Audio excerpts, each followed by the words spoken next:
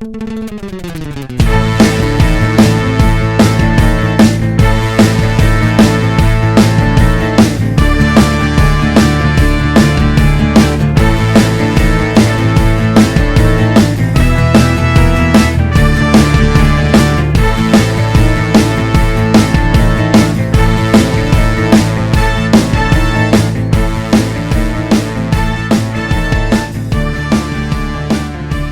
there, welcome to the 93rd episode of the Campus Comics Cast. This is Dan Brown, and I'm joined this time by Scott Reed and Mike Atchison. And just so everybody's aware, again, we are still recording this remotely. We're all at home doing this over the internet, so if there's any technical problems, bring it up with Scott. That's right. It's all my fault. But, It's paid for, though. Yeah, you can still come into the store, though. And we are located at 618 East Main Street, Suite B in Carbondale, Illinois. If you want to give us a call before you come over, the number is 618-457-6011. And we are open Tuesday through Saturday, 11 to 5. And again, you can also find us on Facebook and Twitter. And speaking about the store, we've been doing a lot of submissions to CGC right now, something we've been trying to get going for quite a while now. And Scott, you've been doing some of that too, right? I have been. So yeah, I've been sending some in and helping Mike send them in. So I've been doing a little both. So Okay. yep. So, Well, I was just say, you can, if you're interested in having a book sent in, just bring it into the store, leave it with Mike. Fees for modern books, just to kind of give you an approximate idea about where those range. This is kind of weird. So it's basically like, you look at the prices and it's like $20 to have like a modern book, and modern according to CGC is from 1975 or newer. A modern book graded. Of course, it has to have a value of less than $200. But then CGC is kind of bad about this, is they have all these little extra fees that they tack in. So we're telling you this just so you're aware of about what it's actually going to cost per book. You don't want to send in just one unless you are taking it to like Campus Comics, where he can spread that shipping cost out amongst lots of books. And as a general rule, we're going to wait until we get about 10 books in before we send them in to help with the shipping costs. But if you're to send one in by yourself, even a modern book, worth less than $200, it's going to cost you $20 to have it graded. They have a $5 handling fee per category that you submit stuff in. So you got the $5 for that. Then you've got your shipping there and the shipping back. So one book by itself, you're probably looking at, about $55-$60 to have just one single modern book graded. and that's for a book that's worth under $200. Worth under $200. And they have a fast track where it cuts the time in half. So that's another $10 as well. So you probably don't want to send them in individually. That's why it's great working with a shop like Campus Comics, where you can kind of just, spread that cost out. Because then if it's, priority mail shipping, if you get 10 books in, well, now you're paying about $2 a book to get it graded or get it shipped. And then shipping back with the insurance, and that's usually shipped FedEx back. You're looking at maybe $4 or $5 a book. So that same thing with using Campus, you're going to be spending about $35 to get it graded instead of about $65 to get it graded. So definitely worth taking advantage of the service that Mike's offering, and getting those good books graded. And of course, the value or the cost goes up, and they have a $100 category as well. But most books that you ship in are going to be $20 to $65 per book, and that's books up to $1,000 in value. When you hit the $3,000 mark, then you're looking about, that's where you get those $100 gradings, but you also get those back a whole lot faster too. So it's pros and cons. Yeah. Well, I'm glad you kind of laid that out like that, because that's been one of my issues with CGC from the start, basically, is like, how does this price structure work? Yep. You know what I mean? Like, what are all, what's it actually going to cost me to do this and that kind of thing. So. Yeah, it took me sending in a few to kind of get it figured out myself. So Yeah. it's a little weird, but and that's one of the knocks against CGC. Is on some of the higher grade books, like they don't tell you in advance how much it's going to cost to get it graded. So like if you send a Amazing Fantasy 15 to CGC to get it graded, then they're gonna charge you 3% of the fair market value to grade that book. Oh, so I shouldn't send mine in? Yeah, you shouldn't, Mike. You shouldn't send in your Action Comics #1. Yeah, you probably should. Because it's going to cost you. Actually, I tell you what. I'll tell you how much it's going to cost you to get that graded. $5,000. That's where the cap is on the percent. So, yeah. So that's the maximum cost for that walkthrough service. Yeah, you can get it. Actually, turnaround time is same day. But yeah, that's how much you'd be paying to get those Amazing Fantasy 15s graded that you got. Yeah, and see, that was kind of what always scared me about it too. Was I heard the fair market value thing, and I thought that was across the board originally, and I was just like, man, well, they're going to say how much it's worth, and that kind of thing. Like, how much am I going to be paying for this? But yeah, I know there's tiers to it and stuff like that. So, and I'd never heard there was a cap before on that either. So that's good. Again, I don't have any books like that I'm going to be sending in, but for some of the high rollers out there, I guess. Mm-hmm. But again, these are also people who are probably looking to turn around and sell these books. Right. So you got to know that, those, that's one of the reasons why you see those high, mid to high grade, older books. I mean, why sometimes they're as much as they are because, well, they spent, probably as much as $5,000 to get it in that plastic slab. So, Yeah. Yeah. It's the way But of the world one thing now. I learned is that you're the benefit of you freeze that issue in time. It's never going to get worse. I mean, absent a disaster. Yeah, exactly. Sort. Yeah. But you're I mean, because I've got some moderately valuable books that I struggle with. I like the feeling of having it, being able to pull it out carefully and put it on a little piece of towel or just a towel and open them up. But do I do that or do I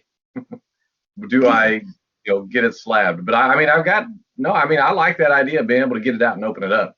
But I also see the value in securing that value at where it's at. So yeah, I'm of the mind that once a book hits a certain dollar price range in value, I don't want to touch that book ever again. Oh yeah. So if I really want to read it, I'll go, get a facsimile or a reprint or whatever, or read it digital, Oh yeah, I mean, I think I mentioned that last episode is that if you can get a reprint or a facsimile, but I've got a Sensation Comics, I forgot what it is, maybe 88 or something that, it's not worth a ton in the grade that it's in, but I'm not going to get a slab necessarily, but I'm also afraid to get it out of the bag, so I've yet to open it.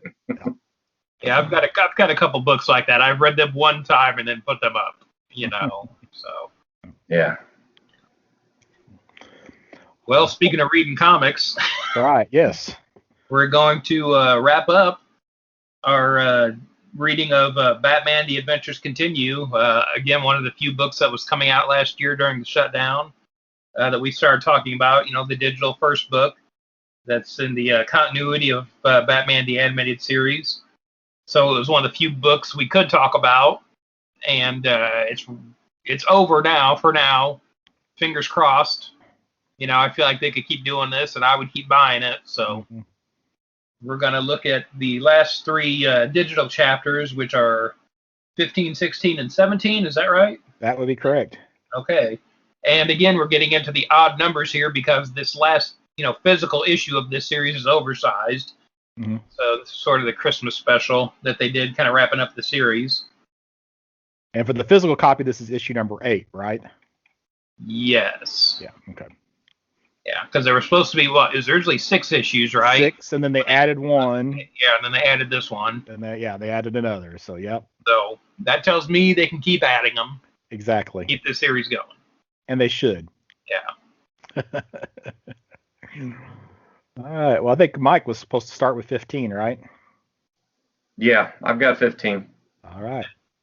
And I noticed that the digital cover for all 3 of these, digital issues are the same. I'm assuming that's the cover that's on the print. Yeah, this seems. Yeah, this is like the bottom half of the cover, I think. Okay.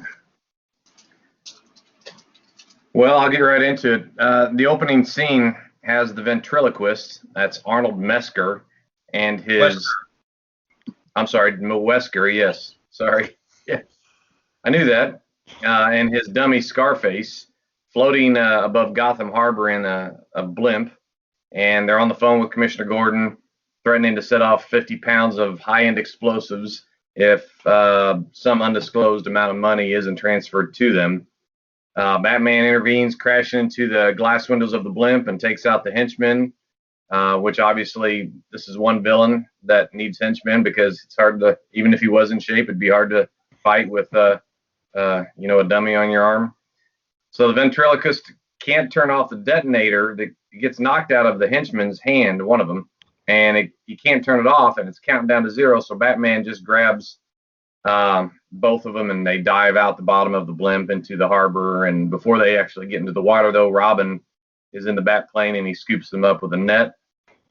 And at the police station, Bullock is interrogating Arnold Wesker to find the other half of the stolen explosives. Apparently, there was twice that amount that they used to blow up the blimp that they had stolen, but they couldn't get Wesker to give it up.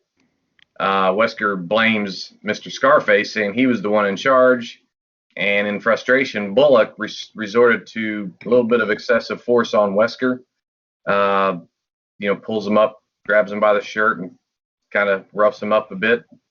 And during the interrogation, detectives bring in a recovered Scarface doll that they pulled out of the harbor, and right away, this is so crazy. It's funny and fun to read, but right away, it seems like before Wesker can actually manipulate the dummy, the dummy backhands him for being a snitch. And I mean, it's just so ludicrous that it's enjoyable. I will comment that I like this version of Bullock better than the version we had at the end of Vigilante. Oh, for sure. Yeah. I don't remember him being that big of a guy, though, but that's all. I don't know if that's maybe just the animated version of him or whatever. Yeah, this was pretty much on model for the animated, for like the new Batman Adventures that most of this is based on. Yeah. I have always liked the ventriloquist and Scarface here, and I think this was probably in Wizard magazine years ago. The thing is, a lot of people will blow off the ventriloquist as a Batman villain, and again, through the lens of a comic book, yeah, maybe it's a little bit of a silly character, but in real life, if you woke up and this guy was sitting on the edge of your bed doing this, you would take it very seriously, and you would be very creeped out by this. Yeah, I looked at some images online of him and Mr. Scarface, and they are pretty scary. Yeah. You just got to watch some Twilight Zone to, know how scary a ventriloquist dummy can be. So. It's also the thing of, like, I'm surprised we haven't had a live action version yet.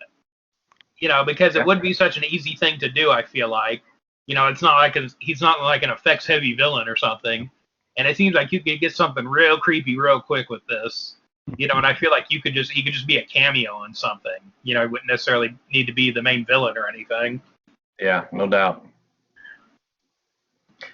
So months later, at Arkham Asylum, Arnold Wesker's he's already being released due to his great progress in his mental health treatment. His psychiatrist assessed him as being ready for the free world. And when you're saying months later, I'm assuming under a year, and I had to think that, wow, that's, I know it's the comics and stuff, but it's definitely a short stint for the crime that he committed, regardless of his illness. But anyway, he wasn't the mastermind behind it, though. He's just one of the guys. Oh, that's true. Yeah, that's true. Yeah, there you go. He was being manipulated. Yeah.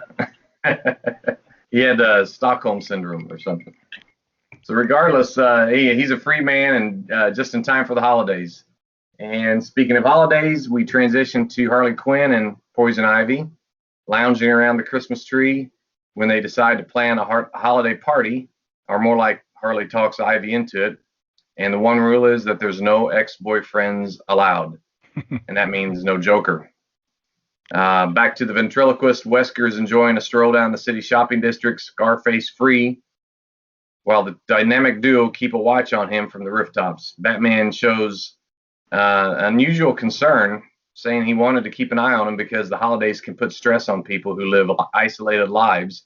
And Robin quips, well, I don't know how you would know that, would Batman? I thought that was pretty good. And then we move over to the Joker and Straight Man at the Ha Ha Hideaway, which is an obvious play on the Ha Ha Hacienda of the 70s Batman stories. That was the Joker's hideout, and he finds out.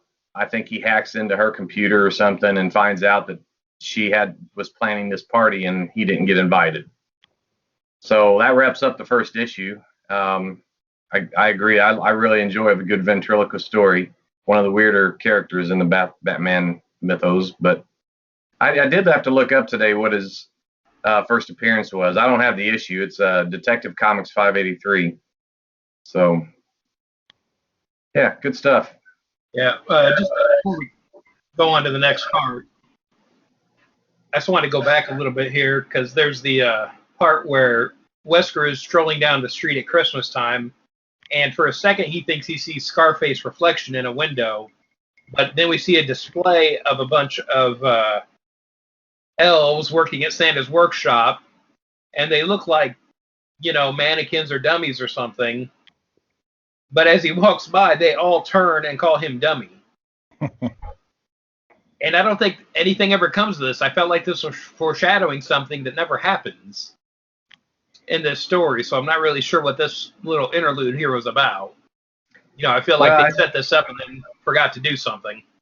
It felt like to me like it was just a little bit of a red herring that he was going to, his mental illness was going to relapse and he was going to snap or something, but he somehow fends it off and goes and gets his meds. Yeah. But those little elves in the workshop look pretty malevolent. So yeah. Oh, and then kind of going back to sort of, you were talking about his first appearance, sort of the original version of the ventriloquist. Originally, when Alan Grant was still writing him, he couldn't, as Scarface couldn't pronounce B's, and they came out as G's. And I think that is a thing for like amateur ventriloquists. Right, because they can't use their lips. Right. Yeah. And so Batman, he would call Batman Gatman and stuff like that. They never carried that over to the cartoons, and I can understand why you wouldn't. But it was just like a little character thing I always really liked, and I don't think they do it anymore even. And I think you could even just make the call that like, well, he's got better at being a ventriloquist, so he wouldn't do that anymore. Yeah, it was always a little character flaw I liked. Actually, I think it's spot on with how ventriloquists work. They to be able to disguise the movements of their mouth, they have to use the D sound or the G sound or something that doesn't require them to close their lips to make the B sound. Yeah. And I think it was less of a flaw as it was. That's exactly how it would sound if you listened really closely. Yeah. Part 16? Yep. All right, so Part 16, which is Secret Santa Part 2, still written by Alan Burnett and Paul Dini, art by Ty Templeton. So basically we start with Batman and Robin are at Arkham Asylum, and they are reviewing some footage of a break-in by Straight Man.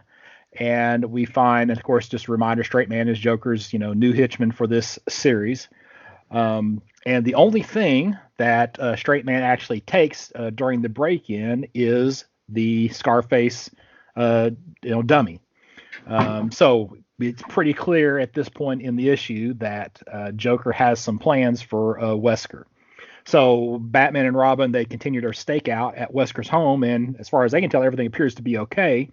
But by being able to look at Wesker's computer screen, they're able to see that he has received an invite to the upcoming Christmas party from Harley and Ivy. So Wesker then arrives to the party and is greeted by both Harley and Ivy. And I do think it's kind of funny where both Wesker and Harley talk about getting out of toxic relationships. So with, Joker being Harley's and Scarface being Wesker's. So, but at this party, they're going to have this Secret Santa exchange of gifts. Now, to me, these next few pages are the best part of this story. That's including issues parts 15, 16, and 17, because we have all of these villains dressed up at a Christmas party, and I can't even name, all of these. I mean, the big one, of course, are, we see Kite Man, looks like Mime, and Scarecrow, and Deadshot, and Captain Boomerang, and King Shark, and Roxy Rocket, And I don't know. Now my question is, this Carpenter that they introduce, is that a new character? Nope. There are some characters in here that are from Paul Dini's run on Detective. Okay. So these are their first sort of animated universe appearance. Yeah, just real quick though, back to that sort of intro panel. Mm-hmm. I'm also seeing Tweedledee and Tweedledum.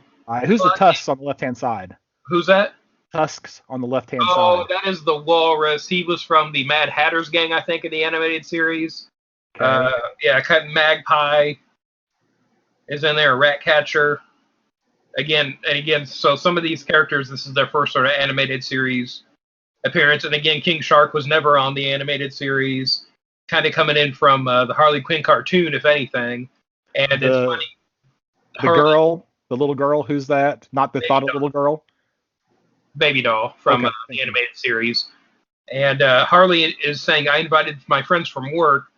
And she's talking, she's kind of pointing to King Shark and Captain Boomerang and Deadshot and Scarecrow. So you would assume this is the Suicide Squad in the animated series, which in this version of the animated series we're talking about, they never had an actual Suicide Squad. There was a Task Force X on Justice League Unlimited.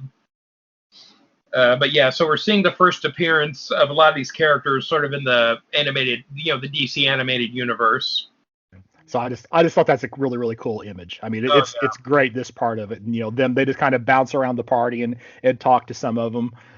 You got the scene, you got one of the upcoming panels where you've got Captain Boomerang making out with somebody, but we'll get there. And who's the Grim Reaper looking character? That's Scarecrow. That's Scarecrow dressed up for the holiday, apparently, and they reference that here in a little bit. Yeah. Oh. So that's not how he normally appeared. This is very close to the new Batman Adventures version, but he didn't have the hood on him. He still had a hat at this point. Okay. And here, a few pages in here, we're going to have Mad Hatter kind of toasting him. And so he says, your Dickensian touches are inspired, Dr. Crane. Yes. And he says, 'tis the season, Jarvis. So he is trying to be, sort of a Death or the Ghost of Christmas Future version of himself here. Okay, and it looks like Boomerang is making out with Roxy Rocket. Okay, that's who it is. Okay, all right. So we do have this little moment where the Penguin gets a phone call actually calls in to check on the status of his club because it's closed for the winter, which is where the party is taking place.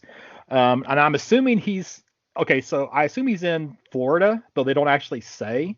But I guess maybe it can't be Florida because the sun's still up there and the party, it seems to be at night. But so maybe he's in Hawaii or someplace else. Yeah, they say he's in Key Nest. Yes. Yes. Retreat. So that might just be the name of his estate, or it could be a stand-in for Key West. Right. So he calls to check, wonders about all the noise in the background, wonders if there's a party going on. This is kind of a little humorous kind of moment. Another humorous moment here in the story. And yeah, you did have the scene where Captain Boomerang was making out with Roxy Rocket. And let's see. So we're back to Batman and Robin. And they had followed Wesker to the party. So Batman takes on his Newt Brody persona to basically go in and pretend to be Santa, at the party. We got another funny moment with Baby Doll face. What'd you say her name was? Baby Doll. Okay. Wanting a drink, and of course she looks like she's 5, but her license says she's 32, et cetera, et cetera. So, then the Joker, of course, having learned about the party, decides to crash the party. Before we get into the kind of the end thing here, was there anything else you wanted to talk about here, Dan?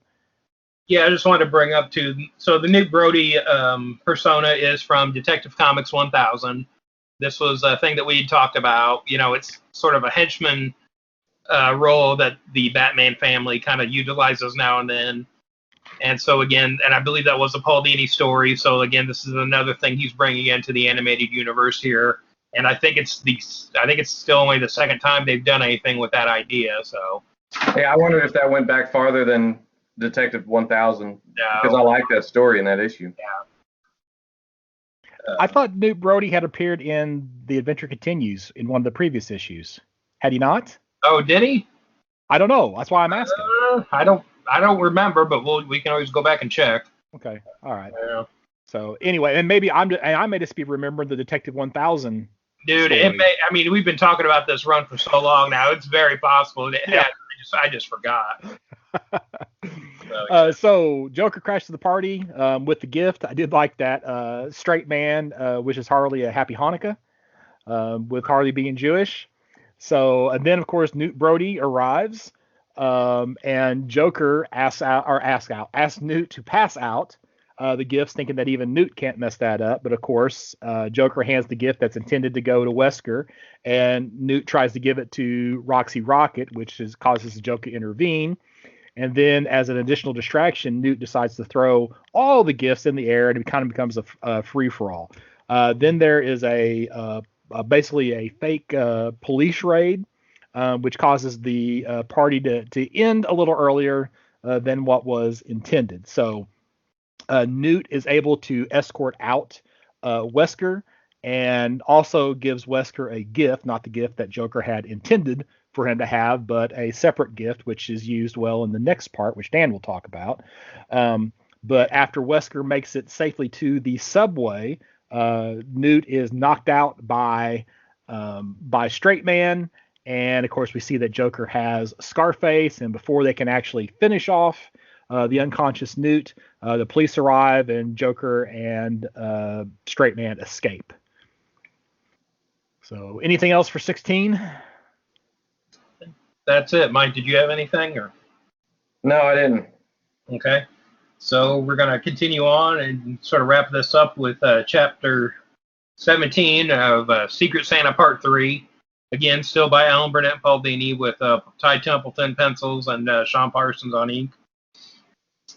And so now we have Wesker kind of leaving the subway after leaving the party.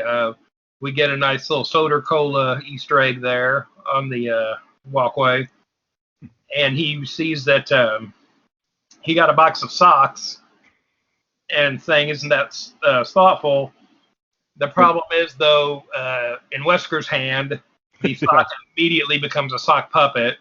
And this also reminds me of the Nightfall storyline back in the day, where Bane released all the villains from Arkham, and Wesker got loose, but he didn't have Scarface with him, so he used a sock and made a sock puppet that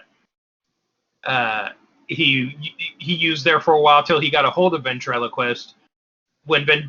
Scarface, I mean, and when Scarface saw that there was competition, he ordered Wesker to kill him. And so I believe Wesker had guns and shot himself in both of his hands over that. I just thought it was clever, the sock puppets. Yeah, so there is a history of sock puppets with Ventriloquist, but yeah, I don't think we're going to get anything that brutal here. But what was the name? Tozy? That's the name of this one, yeah. Tozy is the green and red, holiday themed sock he has here. And so when he returns home, he sees Scarface sitting in a chair waiting for him. And we see Joker sort of lurking in the background there. And Scarface is kind of immediately bossing Wesker around again. And then Joker and Straight Man kind of come out and say that, hey, we brought Scarface back to you. And really what Joker's ploy here is he's trying to get Scarface to tell him where the rest of those explosives are from the beginning of the story, because Joker wants to utilize them, and they know there's still a bunch of explosives out there somewhere that the cops weren't able to get. Batman and Robin show up, but too late, as they're all gone by now, and he finds a Joker card on Wesker's very Charlie Brown looking Christmas tree that he has in his apartment. They look around for clues and just see. Oh, and Robin calls Batman out on buying Wesker socks for Christmas because this was the present that he gave him as Newt Brody. Batman says, "I was a little pressed for time." I like back on that previous scene that he says the Mr. Scarface says, "Hey, what's that smell? You got some new cologne?" And he said it's furniture polish, the lemony kind. Yeah. But so then Batman and Robin chase after them as Joker, Straight Man, Ventriloquist, and Scarface are on their way to get the explosives. And then they find out that Wesker hid them at Santa Town, sort of a Christmas-themed amusement park. And then Scarface explains that it shuts down after Christmas Eve, and so for the rest of the year, basically, it's free storage. Just real quick on the sign for Santa Town, there's a nice sort of Conte crayon texture there. I don't know if that's actually how it was done or maybe a digital effect anymore, but just a really nice texture on that in the artwork. Yeah. And Scarface tells them that the explosives are in the candy canes on the sign. So then we cut back to the hideaway where they dismantled the signs and they have the explosives now in the Joker's hideout. Then we cut to Batman and Robin on the police headquarters rooftop with Gordon talking about their, it's New Year's, and so the ball will drop at the Gotham Center at midnight. Again, this is very similar to an episode of the new Batman Adventures holiday special where Joker was attacking Gotham at a very Times Square sort of ball dropping on New Year's Eve. And in that, he passed out Joker masks to the crowd, so Batman couldn't find him as easily. So again, I'm a little surprised that they are kind of going. What they're doing isn't identical to that, but it's pretty similar. That's a pretty common story. The ball drop at New Year's Eve as a time for a crime to take place. So yeah, but again, it's like there aren't that many episodes of the new Batman Adventures and Batman the Animated Series to sort of kind of go over that ground again. Was a little surprising. But then we have Batman tracking down Harley and Poison Ivy, wanting to know where Joker is, and Harley saying, "I don't know where he is anymore. I don't have anything to do with him." But then they are able to, she slips up about the hideaway, and so then Batman and Robin are there looking around, and they find a subway ticket and some nickels, and they realize it's for the station near Wesker's apartment. So they realize, Ventriloquist has left them a clue here. And so then they go to, they realize that Joker has a subway car that he's putting the explosives on. And that the Joker mentions that they shut down the subway station for crowd control on New Year's Eve. So there's no one down there in their way. And Scarface calls out Ventriloquist on looking around, like asking if he's expecting company. He says no, but we know that he, left a clue for Batman and Robin, so he's expecting them to show up and stop Joker.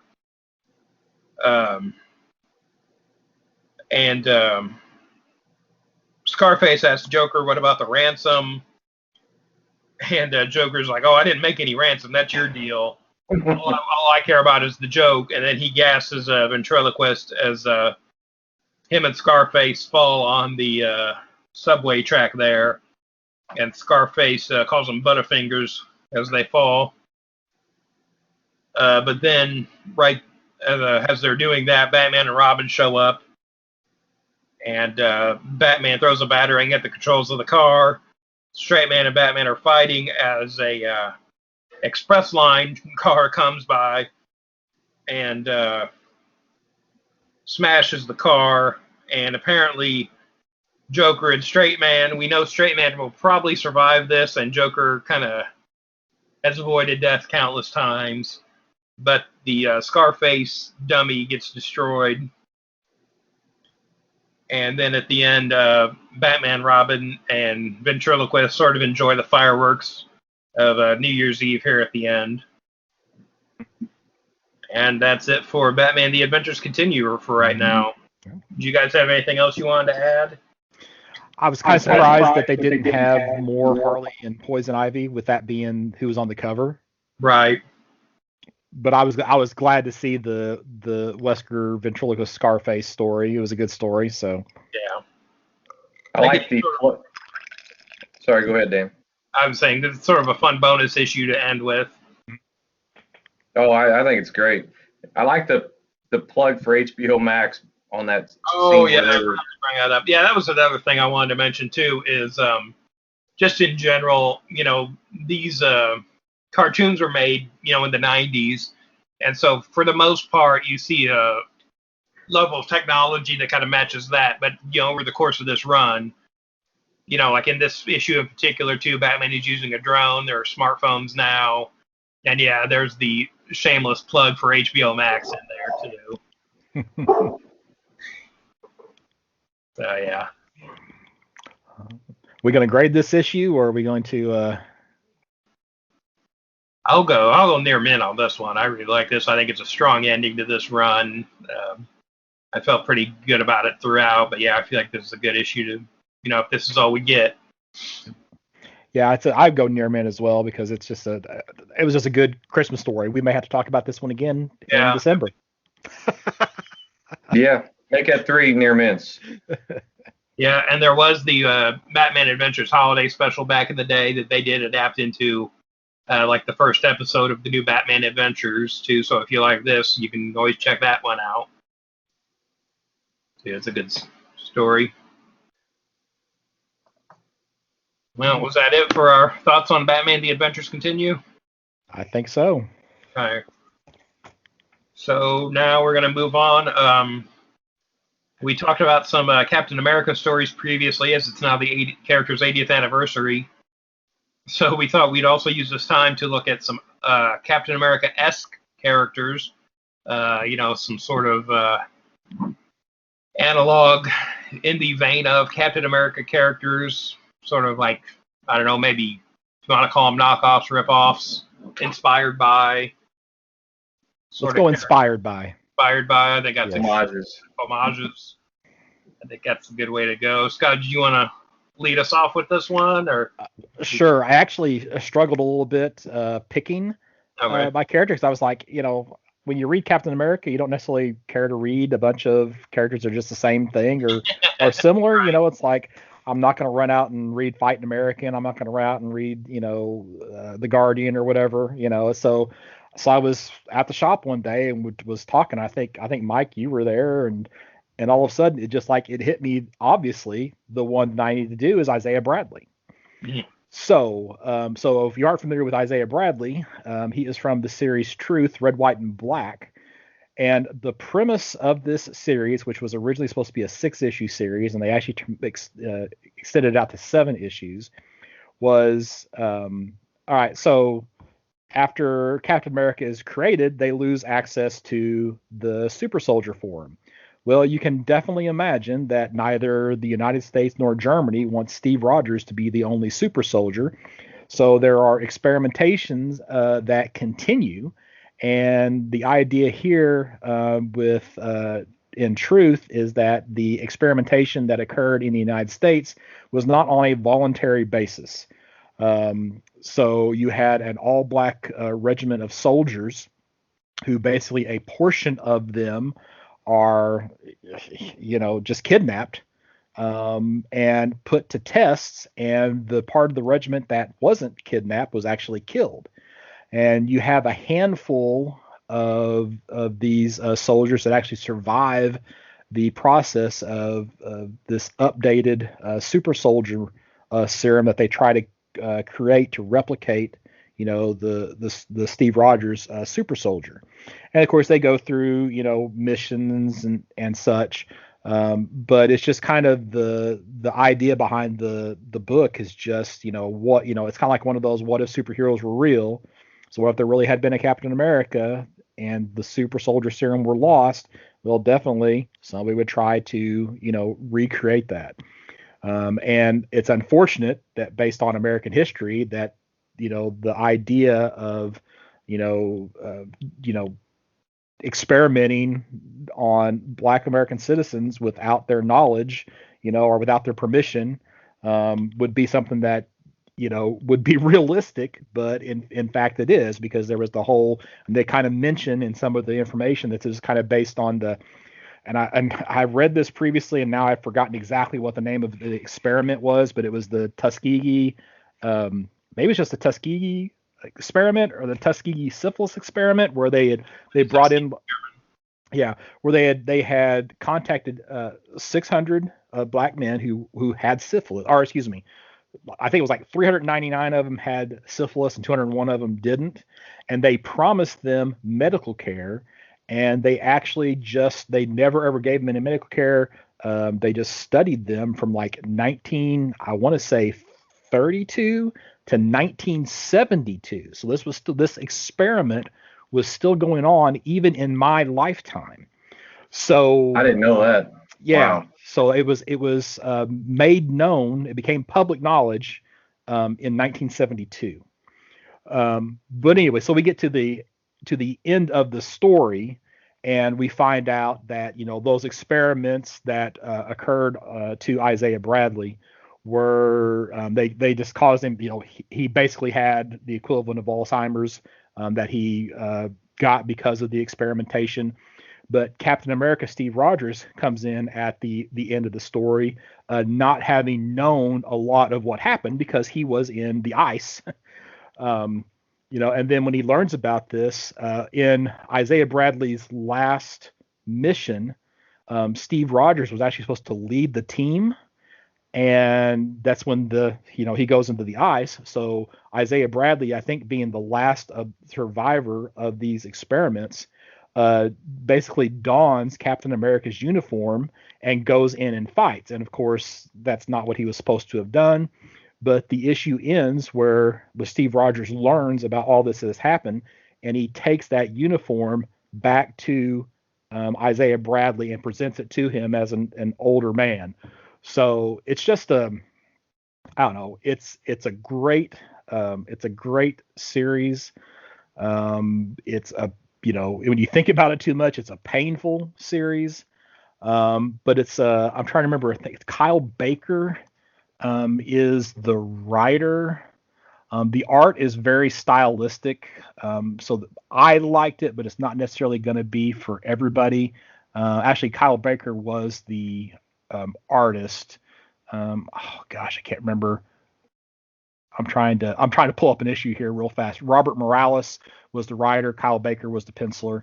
And then this character has actually become important in the regular Marvel universe. In some of Marvel's alternate universes, it's actually Isaiah Bradley who is the first Captain America. And then you have characters like the Patriot, who is a member of the Young Avengers, is a descendant of Isaiah Bradley.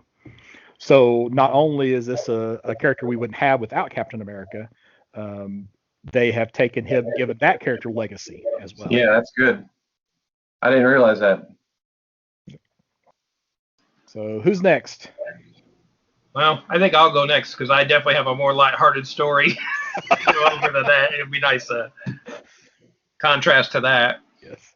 So what I want to look at is an issue of 1963, which was an Image book from 1993, where they were kind of going back and telling sort of lost tales of the Image universe, I guess. So the issue I'm going to look at is the third issue, but the header or the title of the book is Tales of the Uncanny. And so this series was a bunch of sort of Marvel analogs that Image was doing back then. And so the one I'm going to be looking at is USA, the Ultimate Secret Agent, or I'm sorry, Ultimate Special Agent, which I think is a pretty good use of the acronym. So this story, again, takes place in 1963. So this story is entitled Double Deal in Dallas. And so the splash page we get here is USA in the motorcade being fired upon, ripping off a Kennedy mask, where he has just prevented the assassination of JFK in Dallas. So this book is written by Al Moore and drawn by Rick Veitch and Don Simpson. So I feel like we've got a pretty good pedigree here on this book. But so are you on a personal basis with Alan Moore that you get to call him Al? No, that's how he is credited here.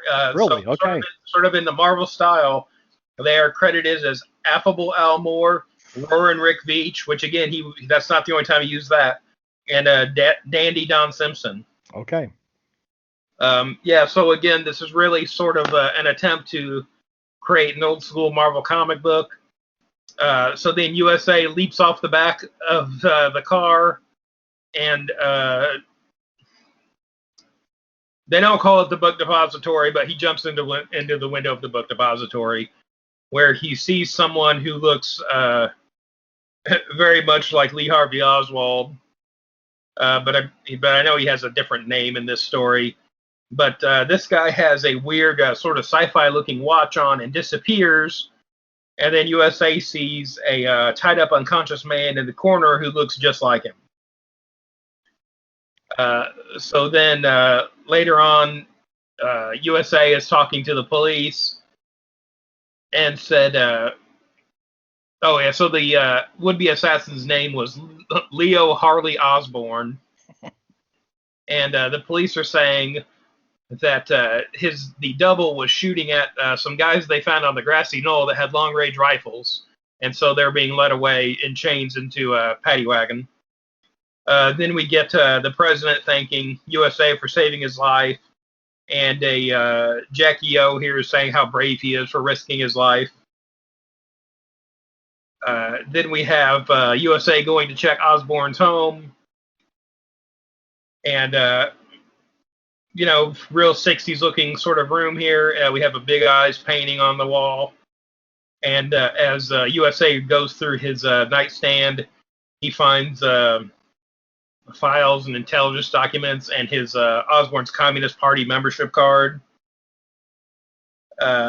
He also finds an ad for a party at the Carousel nightclub, which is being hosted by Brian Ruby. But for USA, this name triggers something in his subconscious, but he's not sure what yet. Then we cut to the jail in Dallas, where Osborne is being led away. And someone steps out of the crowd to shoot him, but USA jumps in the path and stops the bullets in a panel that is very reminiscent of the news footage that we all know from the JFK assassination. But the man who has tried to kill Osborne here is Brian Ruby, and USA lets him know, hey, I figured it out. Red is another word for Ruby, and Brian is an anagram. I realize you are my arch nemesis, the Red Brain. So again, as opposed to the Red Skull in the Marvel universe, we have a man, this villain called Red Brain, whose entire body is sort of red brain matter, and who has telekinetic powers and attacks U.S. agent or USA. Keep wanting to say U.S. agent because of the Marvel character. But we got basically sort of a standard fight here for the first couple pages.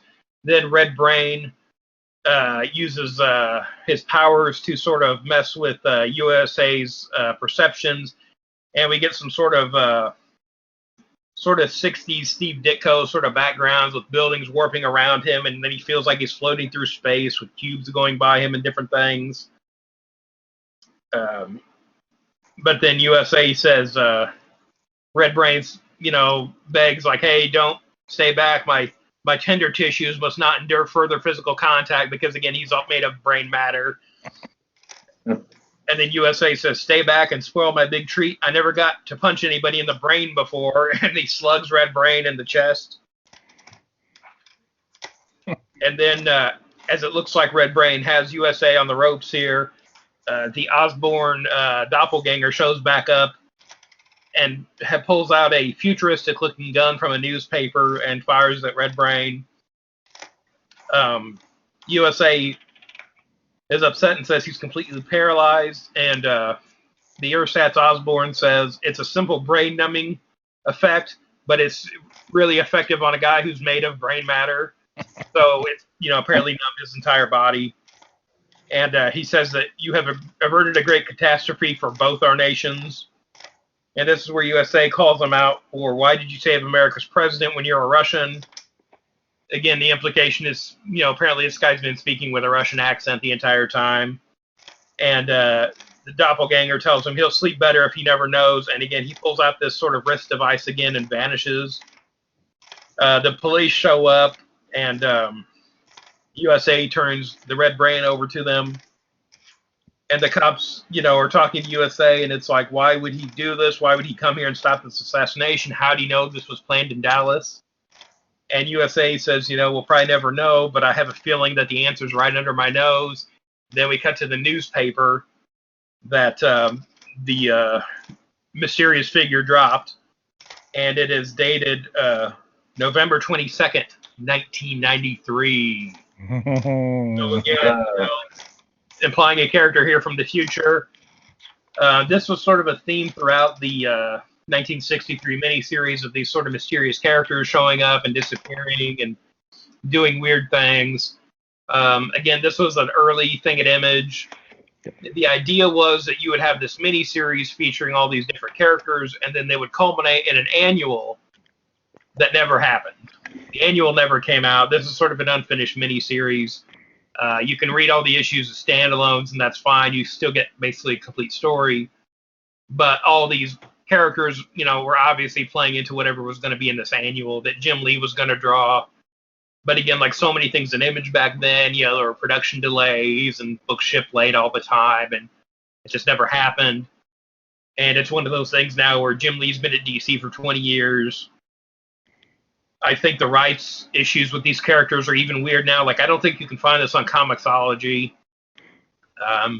But again, these issues aren't hard to find because it was back when Image was printing money, basically. Oh. So you can find these all pretty easily. I know we have some at the store in the dollar boxes and that kind of thing, and they're fun. They're fun to read. It's kind of a neat kind of footnote, especially if you're a fan of like Silver Age Marvel stuff. And we've got fake ads in these issues and everything too that kind of sell the theme of the book. And at the end of this issue, we've got a couple sort of pin-up pages of the characters featured in the issue, and there's a big USA one. And then at the back cover ad is for monster-sized commies, and it's like the old life-size Frankenstein ad, but it's like Joseph Stalin's head on it and that kind of thing. So just sort of an alternate universe comic book here. But yeah, I really enjoy that miniseries overall. There's sort of like a Fantastic Four and like Spider-Man and Hulk and sort of Doctor Strange stand-ins throughout. So it's there's like a Thor character and things like that. So it was a lot of fun. Again, I wish we could have got the conclusion we were supposed to get, but yeah. I gotta appreciate what we have. Yeah, Rick Veitch is an underrated artist. Yeah. And who doesn't really like working on superhero books. So it's kind of nice to see this kind of thing coming from him. Where, he's done, sort of parody and satirical takes on heroes. And he did write Aquaman for a while, too. So there's that. But, yeah, it's nice seeing, this whole series really feels like a labor of love from these guys, kind of going back to what they probably grew up reading back in the day. But, yeah, good time. Mike? Well, my choice is more of a novelty character.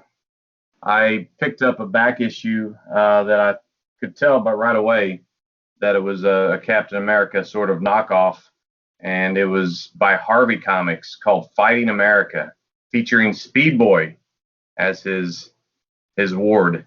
So anyway, I picked it up maybe a year and a half ago, and I've never really looked at it since until we discussed the idea of doing this kind of a subject on the podcast. Anyway, I did a little research on this. I read most of this. It's put out in 1950, or this issue's put out in 1966, but the original Fighting America was put out in 1954, and not by accident. It was created by the creators of Captain America, Joe Simon and Jack Kirby. And the reason they decided to create the character was that Atlas Comics, which was the iteration of Timely in the 50s that eventually became Marvel Comics, had resurrected Captain America, and the two weren't really happy about it, so they decided to show them how to really do a new Captain America.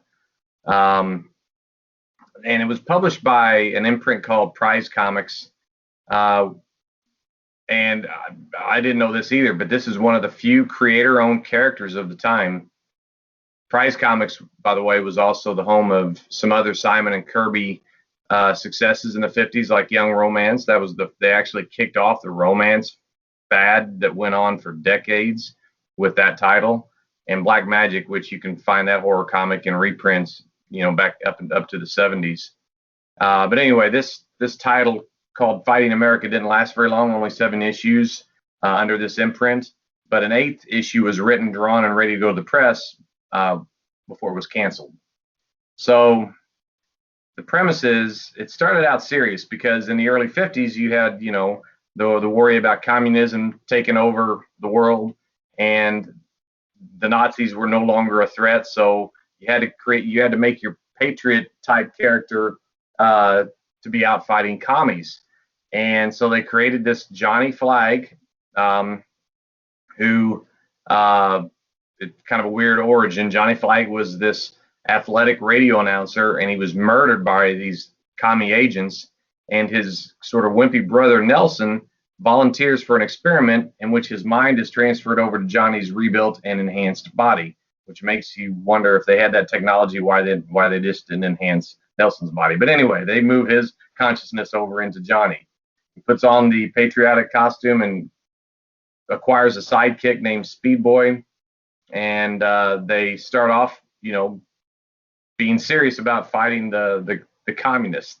And the way I understand the history of it is that the reason they switched over to satire by the 2nd or 3rd issue was that about this time, public opinion was starting to move against the McCarthyism, the whole Red Scare thing, which then when I was reading Red Scare, or I thought of Red Scare, I thought, oh, that sounds familiar. Then I remember, well, that's the Watchmen character, that was always wore the red ski mask. So anyway, by the 3rd issue, the Fighting American Speed Boy are battling all kinds of communist villains, and they have these, if you know Dick Tracy, you know all the villains he has, flat top and all the weird deformities, and these characters are just like that. You got Doubleheader, a Russian dwarf named Sawed Off, Sawdoff, and this guy precedes Bouncing Boy by probably 6 or 7 years, and his power is he's a bouncing bank robber named Round Robin. So all that to say is, before I even get to the issue I read, which was from 1966, Joe Simon took this issue. I know this is bad radio, but just for you guys' sake, you can see Bounce Round Robin on the cover there. And on the inside, you can see one of the villains, the Doubleheader. He's actually got 2 heads. I mean, it's just crazy stuff. Joe Simon decided to try to get some money out of this character by giving it to Harvey Comics to publish, and they printed 1 issue. It mostly was reprints, and it was basically the 8th issue that had never made it to print from the 50s. And interesting fact that I guess they had to change some of the content because this was published after the Comics Code was put into effect. So some of the content originally would have violated Comics Code, presumably. Anyway, it's an interesting character because I like these novelty characters that come, something from the 50s. It's not exactly the 40s Captain America, but very close because you got the same creators.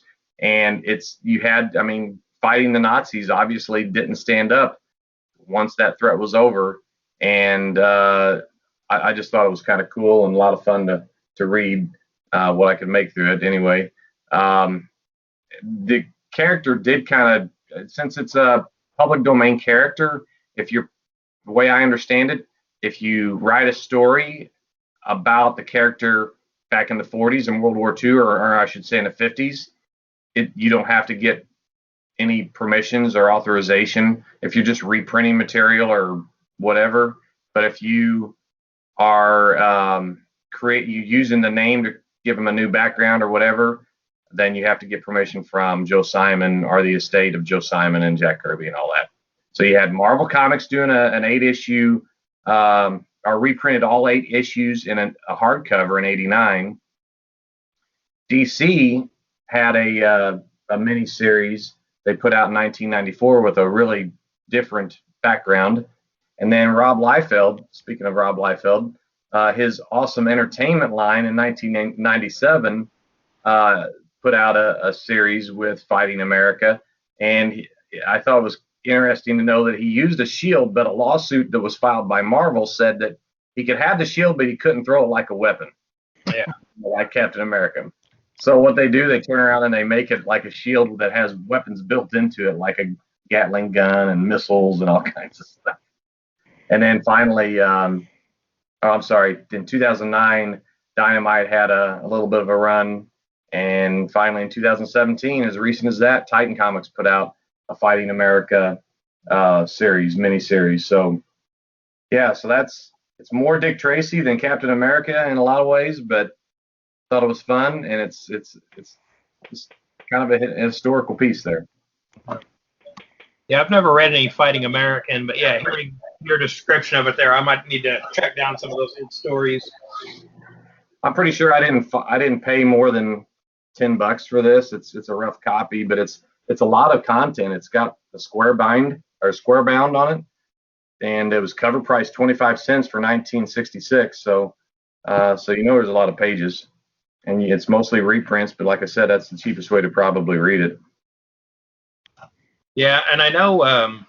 So the Rob Liefeld version of it was after his Heroes Reborn run on Captain America. Yeah. And I know for a minute there, he was going to do another character. I think it was called Agent America originally, and then like he kind of found out he could get the rights to the Fighting American, so he did that instead. That was part of the lawsuit. He was first sued by Joe Simon, got that straightened out, and then he was sued by Marvel. So I don't remember the details, but you can look it up and see a lot of that information. Yeah, there wasn't any bad blood between Marvel and Image. Right. Well, I guess speaking of Of Image, lawsuit-heavy Image books, we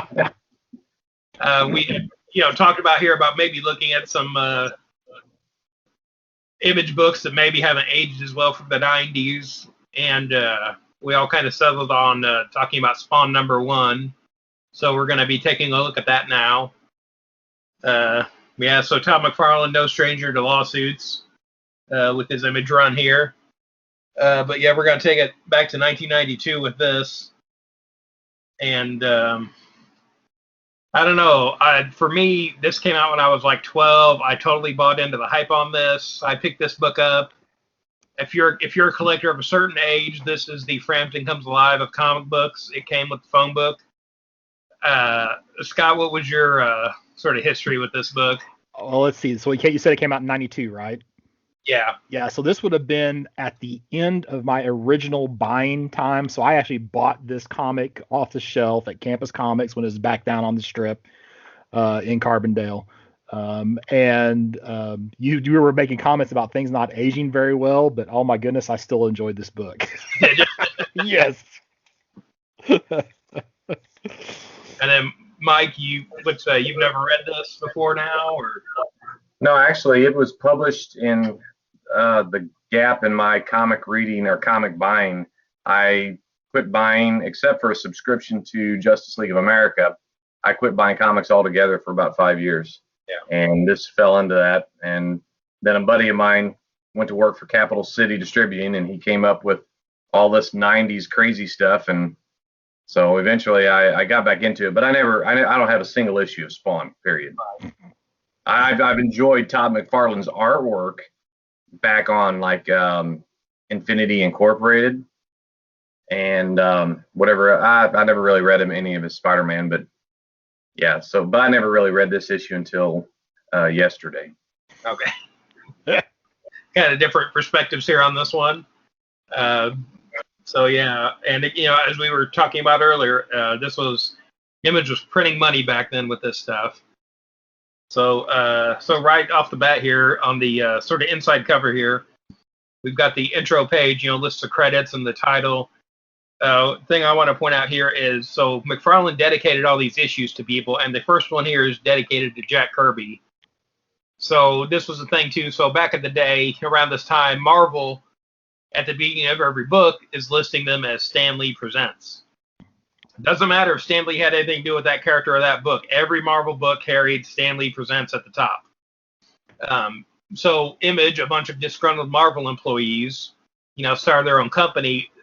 They originally wanted every Image book to carry Jack Kirby Presents on them. Again, Kirby had nothing to do with Image. He was just an inspiration to these guys. And apparently Jim Valentino, one of the founders, knew Jack Kirby. And they said, hey, we want to talk to him. We want to do this. And he's like, I'm not saying that. I'm not bringing that up to Kirby, kind of thing. But, it's nice to know that the intent was there, that's, how strongly they felt about him, his influence. That's interesting. Go ahead, Scott. Well, they did, do several issues of a series called Phantom Force not too long. And after this and before Kirby's passing, where almost all of them had some project, like a artwork that they worked with Kirby on, whether it be inking over Kirby or something like that, which is kind of cool. So So Mike, you gotta say? Yeah, I was just gonna say this is only 2 years before Kirby passed away in '94. So we open up real sort of, we opens up with the planet Earth floating in space. And, we get this narration here as we kind of go into this cityscape. And we see this shadowy figure backlit by lightning here on a rooftop. And, again, this is our intro to Spawn here. But then we cut to 1987, where we have a lot of talking heads on TVs here. We got news reporters talking about different things that are going on. Definitely some weird kind of backstory going on here. And again, this was a thing you saw at Image back in the day, where there were interviews like in Wizard Magazine about what these books were going to be about. And by the time they came out, they did not resemble anything that they talked about in those interviews.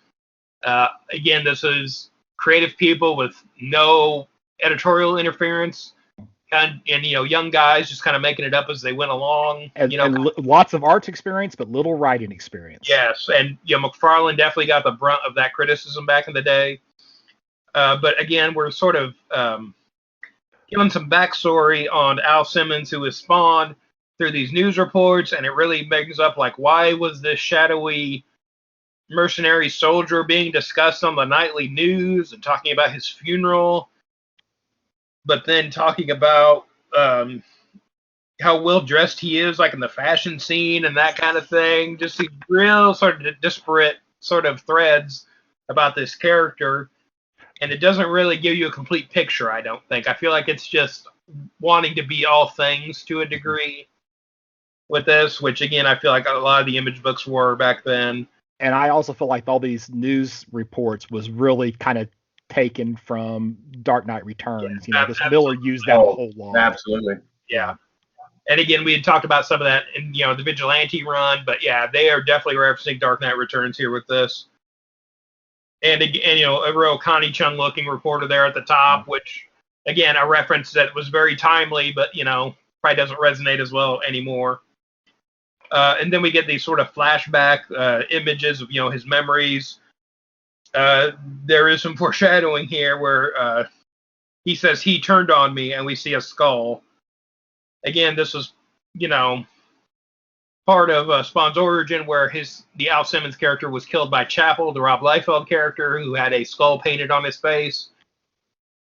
Again, due to the convoluted history of Image, Rob Liefeld ended up leaving at a certain point, which meant Chapel went with him. Mm-hmm. So trying to create this connected universe kind of bit him with that, because then he had to retcon this to where Chapel isn't the guy who killed Spawn and all this kind of nonsense that would happen later. I did like how they tried to build a universe from the get-go. It didn't work out the way they planned. Right. But that was something that I really enjoyed, was here in the first issue of Spawn, they're talking about Youngblood, So, yeah. Yeah, and again, it's just like, there are rumors that they're going to try to kind of build this up again now with Image. I guess there's rumors about the Radiant Black book that's coming out as a superhero book.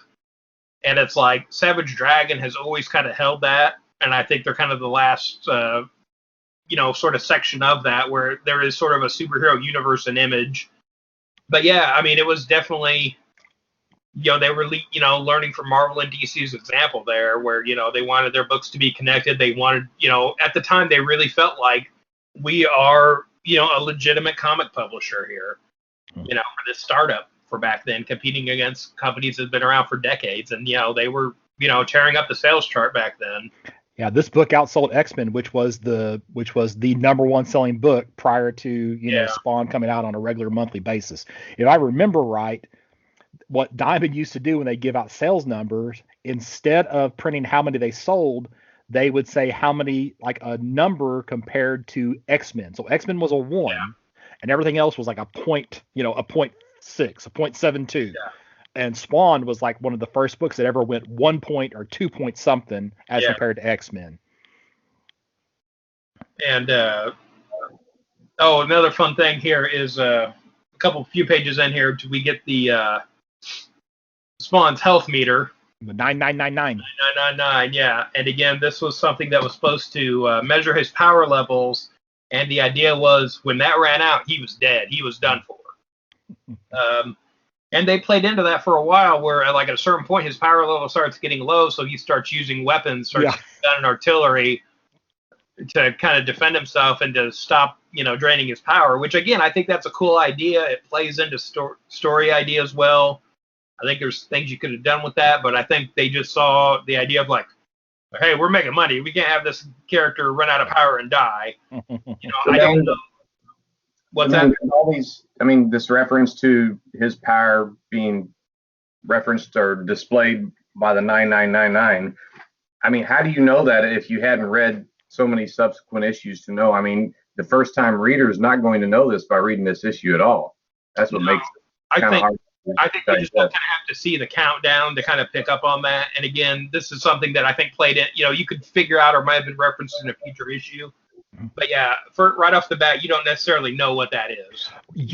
From the get-go it's a countdown, because they have it right there by that sands of time.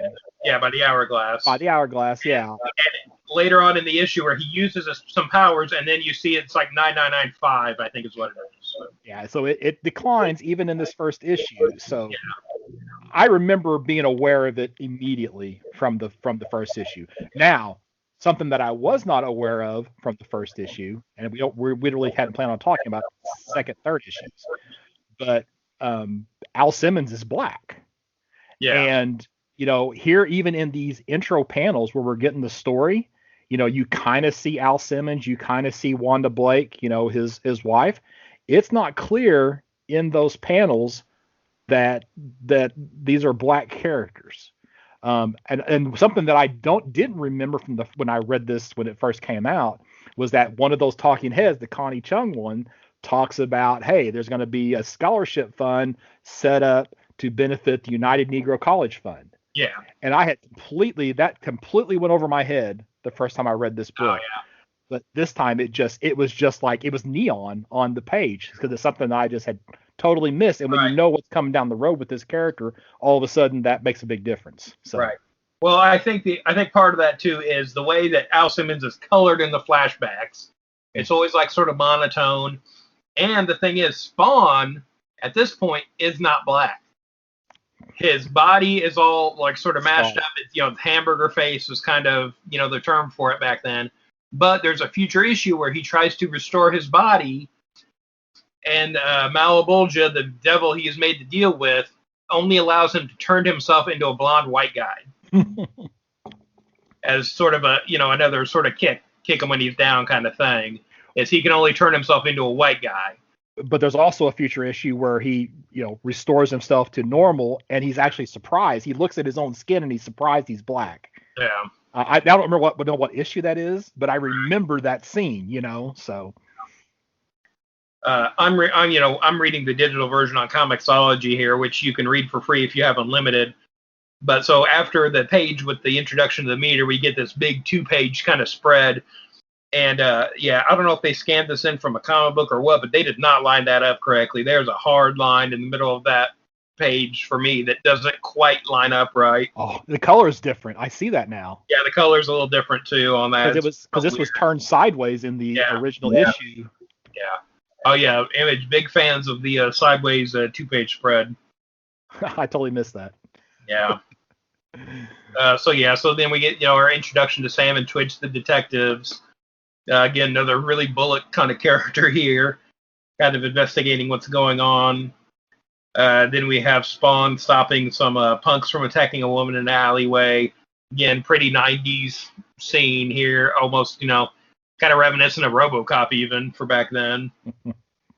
But we see Spawn lets out a little wisp of green energy from his finger and then blows up some of the thugs. And he, as he goes to check on the woman, he sort of freaks out. These memories come rushing back to him now. And the woman he saved is actually sort of comforting him by the end of it because he's having such a hard time dealing with this. Then we cut to some more of the talking head news reporters, in 1992 now, kind of reporting on these sort of gangland killings that have been happening and different things. And Spawn, later on taking off his mask now, and we are seeing the sort of decayed, sort of wrecked body that he has under the costume. And not, again, still can't remember, who he is or what's happened to him as he is in this alley. But we cut back to Sam and Twitch, and then here at the bottom of the page, we get another instance of the power meter, with 9995 now, and again, the Spawn logo, and then the hourglass. So, yeah, and then the issue wraps up with, I don't think they say his name here, but this is Malbolgia. This is basically the devil, kind of laughing at Al Simmons' fate, where, we'll learn later that he made a deal with the devil to come back to life, and, the devil turned him into a hell spawn and, robbed him of his memories and his life, and, he can't go back to what he wanted. And we get a little teaser here at the end of the issue for issue 2, which will be the introduction of the Violator, again, sort of a big villain in the Spawn series there. Yeah. I was skipping it. It's crazy. The issue 1 was kind of like how I remembered it. So I was just, flipping forward a few pages into issue 2, and I already saw that I was wrong, because like I remembered this scene where he uses his power to turn himself normal looking, and he actually, you're right, he turns himself blonde hair, but what he says is, not again, this can't be, I'm a black man. I remembered it the other way, that he was surprised he was black. So my memory was just backwards on this one. I remember that he turned into a white blonde guy and freaked out about it. Yeah. I totally misremembered that. I still think the artwork for this stands up. I was kind of surprised. I expected to think the story. A lot of times you go back and read a book that you had pretty fond memories of, and I thought this one was going to be one of those where it's like, this is going to be garbage. That I'm this mature reader, of comics now. But you know what? I still like this issue, and I liked it a lot. As much as, if not more than, whenever I read it for the first time. Right. Because I didn't stick around with Spawn particularly long, and it probably was because of I was close to my first exit from comics at that point. Plus, the issues came out so sporadically. Yeah. I think it was like around issue 4 or 5, he took off months to actually get a bunch of issues completely finished before, so he could kind of get on a regular publishing schedule. Yeah. So I remember having a conversation with Dennis, at Capus Comics at that time, and that was one of the things that come up. Well, I read that he said, and Dennis is like, I sure hope so. Right. Yeah, and for me too, again, being younger, it's just like I couldn't always find these issues, because they were selling out. You know what I mean? It was hard to find some of the early issues of Spawn, but number 1 was all over the place. This book was in Walmart. You could buy it, pretty much everywhere back in the day. Yeah, this book sold over 2 million copies. So it was it was the number 1 book until either Death of Superman and X-Men 1, whichever of those came out next. It was a big seller. So, and it was definitely probably the best of the Image hero books at the time. So and still going on. We were talking about 300 a while back on the podcast. The thing with that too was I picked up the 300th issue. Again, I don't read Spawn on a regular basis, but I was like, I'll get the 300th issue. Yeah, that book could have been the next issue here from 1992. I was surprised by how little the book has actually developed as far as the storytelling goes. Again, I mean, I suppose there's something to be said for if it's not broke, don't fix it. But I feel like Eric Larson isn't telling the same kind of stories necessarily he was doing back in 92, 93. I mean, Batman books aren't, I mean, I don't know. Again, maybe that's not fair because I haven't been reading it consistently since then. Mm-hmm. But I just felt like, wow, I was really surprised by sort of the lack of growth in this book. But, Tom McFarlane, is making money, can do what he wants. It's his prerogative. Yep. Well, and I wonder how close this book was to cancellation because, I mean, there were some of those issues that I think only sold about 12,000 copies. Yeah. So there's some low print runs on some of these much later issues of Spawn. And it getting to 300 really kind of rejuvenated the book, sales wise, at least for a little while. But at this point you had to assume, since he owns the character, that's the big deal about Spawn and the Image stuff is they're creator owned. Yeah. They can print a whole lot fewer copies and make way more money than what they were getting at Marvel and DC. Oh yeah. Yeah. Mike, any thoughts on reading this book for the first time? Well, I mean, I was hoping to get a little bit of insight as to the story of this character from you guys, and I got a little bit. So, I mean, it didn't make much sense to me reading it for the first time. Yeah. And maybe I'm just a man out of time. You're the Captain America analog. Yeah. I had something I wanted to comment on, and I forgot what it was, but no, I mean, I think the artwork was fine. I just the story is undeveloped. I just don't. You guys have the benefit of having some, history of reading some of the other issues. Oh, I know what I was going to say. I think whenever I was in Sydney, Australia, I sent you all a comic, at least one comic from a comic shop in Sydney, and I sent one of you Spawn 300. I don't know, was it one of you guys or was it Matt? Must have been Matt because I got Immortal Hulk from you. Yeah, no, it wasn't me. Okay. Dan didn't get anything, so no, I did. You still owe him a book. But don't get me wrong about Spawn. I mean, I think I honestly, when I'm reading and I'm like, as soon as I am taken out of the book, I lose focus, and I'm like, I don't pay attention to details like I should. So I have to read it 2 or 3 times. It took me twice to read when reading Velvet to really get the most information out of it. I think maybe if I'd have read this again, maybe I would get a little bit more. And if I read 10 issues, I'd know a lot more. But it's a product of its time, and I can't complain. I mean, I'm a fan of some really corny, bad comics in the 60s and 70s. So I love talking about comics from the past. So this included. Well, I don't know that not understanding was on your shoulders here. I feel like this is sort of, what McFarlane was getting criticized for, even when he was on Spider-Man, is for his writing. Mm-hmm. Again, he put in his 10,000 hours to be an artist, not a writer. Yeah. So, and again, I think it's interesting you taking a look at this now with fresh eyes, not being sort of caught up in the maelstrom of the hype, the forming of Image Comics back in the day, and, not, having Wizard Magazine hyping up this stuff before it came out, being bombarded with ads and that kind of thing, and just kind of taking it, at face value. I feel like everybody probably had those same thoughts, but had a little more context for it, and also was just sort of, all for it just because of, everything that was going on at the time, Yeah. See, and I look at this, and I think this is like one of the simplest stories to understand because it's a story that we've seen in comic books all the time. Here's this guy. He doesn't know where he came from. He's got these powers. We know there's this bad guy in the background, and he's on this quest to figure out his identity. See, to me, it all is a pretty straightforward, basic story. Just that description right there could also be applied to the Savage Dragon at the time. Exactly.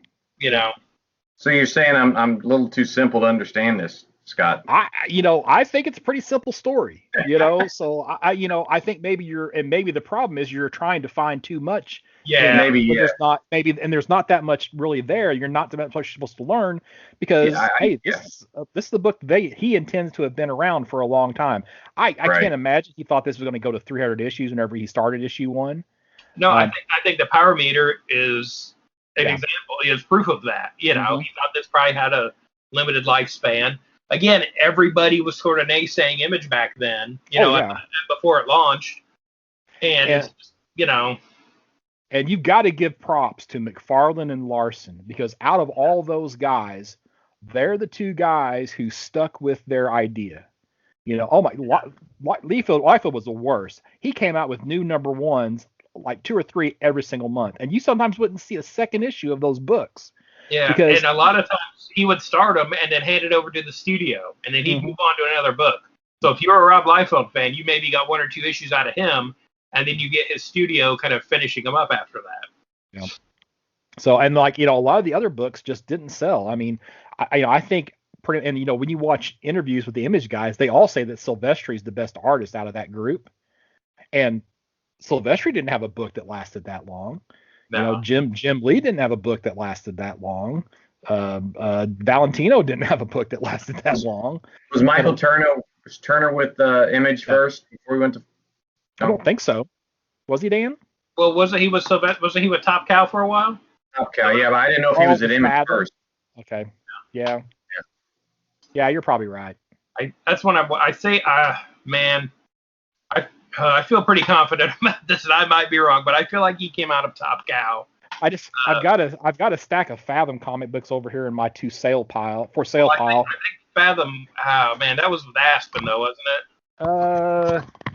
Give me just a second. Oh man, I feel like someone's gonna bite my head off on the internet about this. Well, out of that group of artists, Michael Turner was my favorite. Yeah. Oh boy. So I've got issue 1. Of course, I don't know which issue 1 of Fathom this is. It's Top Cow Image.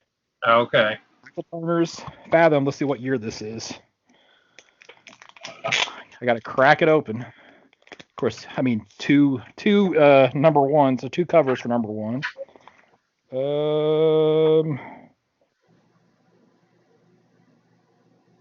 93. So yeah, I guess he probably did start with Image. I mean, he's of that style, but he's just better, I think. Oh, well, he did Witchblade. Duh. Oh, yeah. Witchblade. That's right. Yeah. Yeah. Okay. Oh yeah, I guess Witchblade. It was around for a while and then vanished, then came back. It had a TV show too for a while. Yeah, I actually watched 1 or 2 episodes of that. It wasn't very good. What? And of course, there was TV for Spawn, animated cartoon, which is on HBO Max, by the way, if you want to watch it. Plus the movie. Yeah, they had a movie. Allegedly getting a new movie. Okay, Fathom was 98. It's not 93. Okay. So, yeah, Witchblade would have definitely been before. Yeah. Fathom. So are we going to continue this review, or can I return this book to Comixology? You don't want to hold on to it? It might be the quickest returned book I've ever sent back. I tell you, I need to read it a couple more times to kind of really let it wash over you. Since you had a hard time understanding the story, you might want to read it again. Yeah, well. Oh, no. I don't think we're playing. I don't care what you say, Scott. It is not very clear for a first issue. And I get you want. I think that, like Dan said, is an indication of him not being a great writer. And maybe he probably developed into being a better writer. No. But you need a hook at some point, and I wasn't hooked at any point in that first issue. Yeah, because before he did Spawn, he wrote 15, 20 issues of the adjectiveless Spider-Man series, and it's the same. I mean, he's the same in that Spider-Man as he is here in Spawn. So I think the only thing with Spider-Man is he has an introducer holding him to certain things, but again, he was. They weren't holding him to too much because they knew it was something. I need a better metaphor than what I'm thinking right now for that. I can't say that on here. But yeah, he was definitely throwing his weight around. Yeah. Marvel too. He was bringing in the numbers, so he was kind of given free reign there. But yeah, I still like. I mean, I like this. I didn't stay with this book very long, but I mean, I'm trying to remember why. And I probably stopped reading it because I just had got to the point where I stopped reading comics. But yeah, this was still I still enjoyed this read, and normally I would have expected to have hated it or thought, what was I thinking? Because there's a lot of things in my life that I go back to and it's like, what was I thinking? Oh yeah. But this isn't one of those things. So it really surprised me that I actually still enjoyed it. Yeah. So. Oh, before I forget again, I just want to mention Steve Olaf as sort of the unsung hero of Image with the digital coloring here. So again, this is sort of par for the course these days, but Image really kind of brought this to the forefront of the industry with the digital coloring and sort of the better production standards that you had, with the printing and everything, which Marvel and DC, were basically forced to follow suit, a year or two later. But yeah, Steve Olaf just really bringing it with the colors here. Yeah. And again, that was, Image comics were a little more expensive. They were $1.95 when everything else was like, what, $1.25, $1.50 at that point. But again, it felt like, it was definitely a perceived value with it, where like these are better looking books on like a better quality paper. It seemed like, it was like the Baxter stuff, Yeah, and it was really, that was definitely, I don't think that gets enough credit for sort of the success of Image. And again, you can't really tell, the better paper stock on the digital version here, on Comixology. But yeah. What's crazy is like I don't have a copy of this book in my personal collection. Really?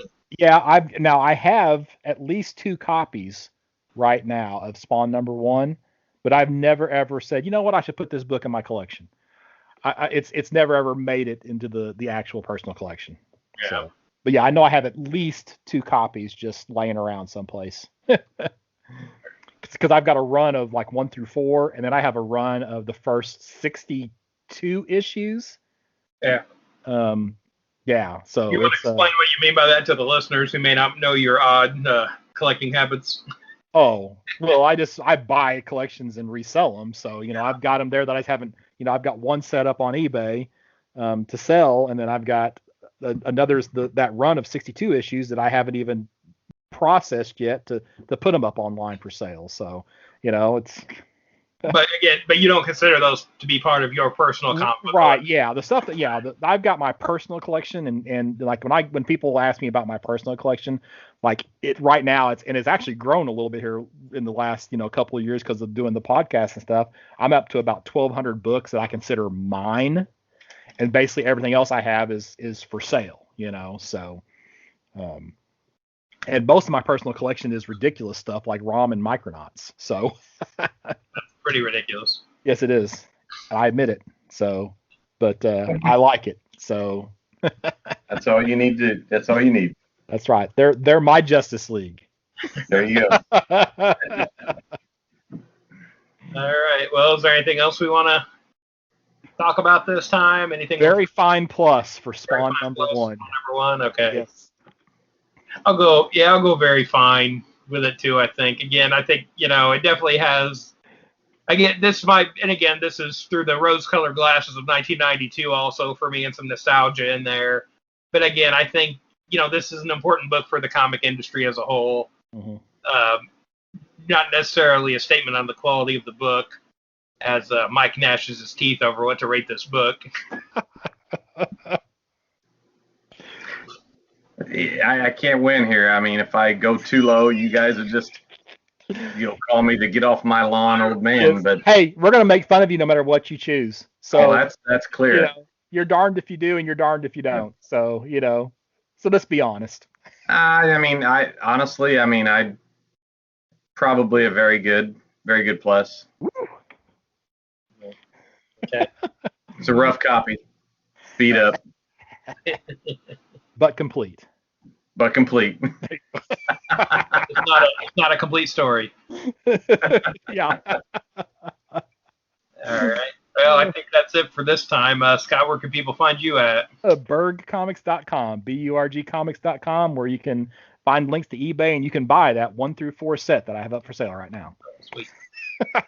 Mike is going to do as soon as we get off of here. Mike, where can the folks find you at?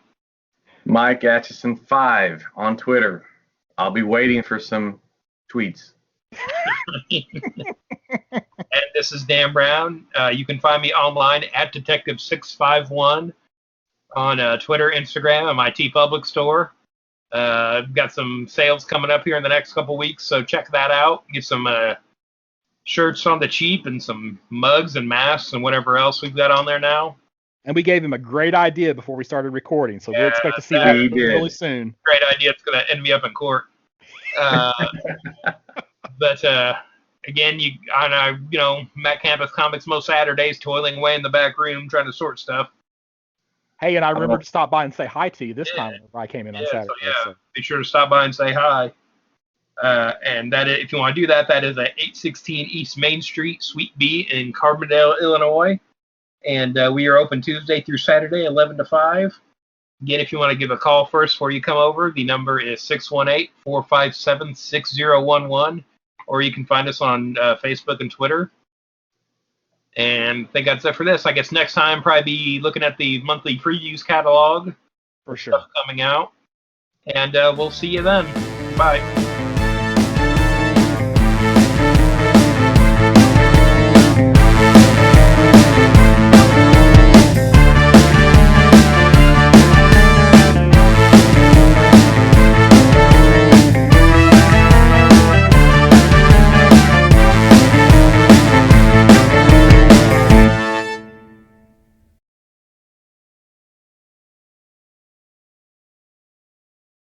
Have you ever tried to talk that fast? No.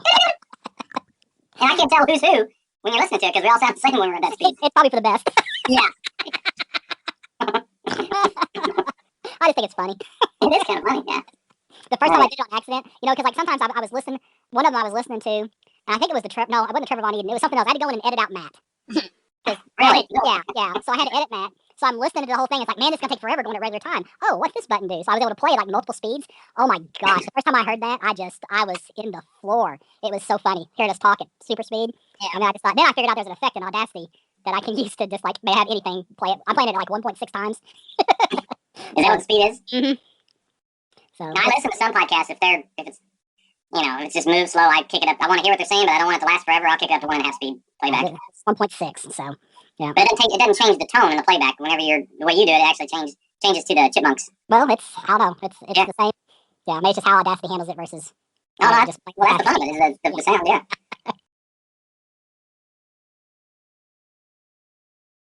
I ordered 4 copies of the first appearance of Black Thorn. You ordered it from where? eBay. Did you find any in Mike's back issues? I know you looked. No, he didn't have any. Well, hell, I would have given you mine for free, probably. That's all right. They were only like, $3-4 a piece, so it's not like they were super valuable. But I'm gonna stick them back, and if Suicide Squad takes off, I'll bring her in. Right. And then, I can get them graded for $18 and have $4 in them and sell them for $90, $100. So, and if I can't sell them, I'm out $16. So, where else can you turn $16 into $400? And have a lot of fun doing it. Exactly. So, GameStop, yeah. Oh man, you're not doing any of that, are you? No. I know some people that are on that Robinhood app, and they were following Wall Street bet stuff, and I'm too nervous to do any of that kind of stuff.